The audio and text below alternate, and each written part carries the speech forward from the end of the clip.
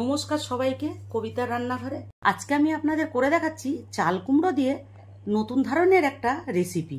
এরকম চাল কুমড়োর রেসিপি দিয়ে নিমেষেই এক থালা ভাত খাওয়া হয়ে যাবে, যা খেতে খুবই ভালো লাগে এবং চাল কুমড়োর স্বাদ পুরো পাল্টে দেয়।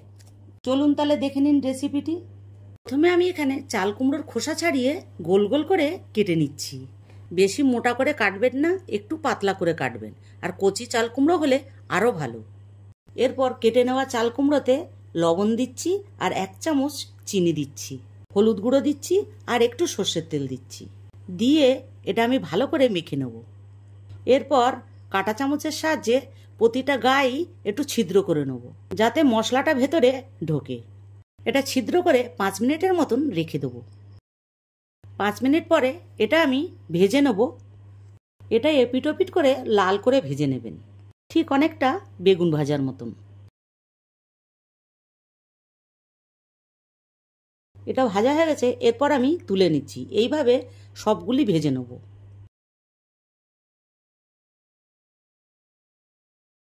এরপর চাল কুমড়ো ভাজা তেলের ভেতরেই শুকনো লঙ্কা দিচ্ছি আর কালো জিরে দিচ্ছি, আর 1 চামচ ধনে জিরের গুঁড়ো দিচ্ছি আর একটু হলুদ দিচ্ছি, লবণ দিচ্ছি।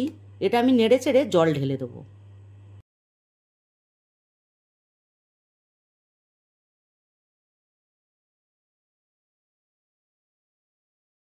জলের পরিমাণটা আমার এখানে একটু বেশি হয়ে গেছে, আপনারা বেশি দেবেন না।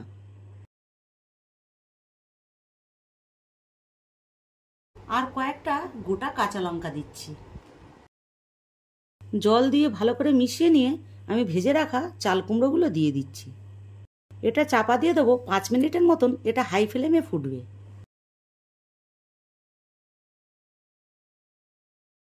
5 মিনিট হয়ে গেছে। এরপর আমি সর্ষে, পোস্ত আর একটা কাঁচা লঙ্কা দিয়ে বেটে রেখেছিলাম, সেটাও দিয়ে দিচ্ছি। এখানে আমি 2 চামচ 2 রকম সর্ষে দিয়েছি আর 1 চামচ পোস্ত দিয়েছি।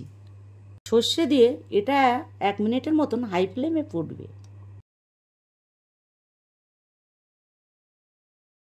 1 মিনিট পরে একটু কাঁচা সর্ষের তেল ছড়িয়ে দিয়ে একটু নাড়াচাড়া করে নামিয়ে দেবো। আপনারা এরকমভাবে চাল কুমড়োর সর্ষে পোস্তর ঝাল অবশ্যই করে খেয়ে দেখবেন, যা গরম ভাতের সাথে খেতে দারুণ লাগে।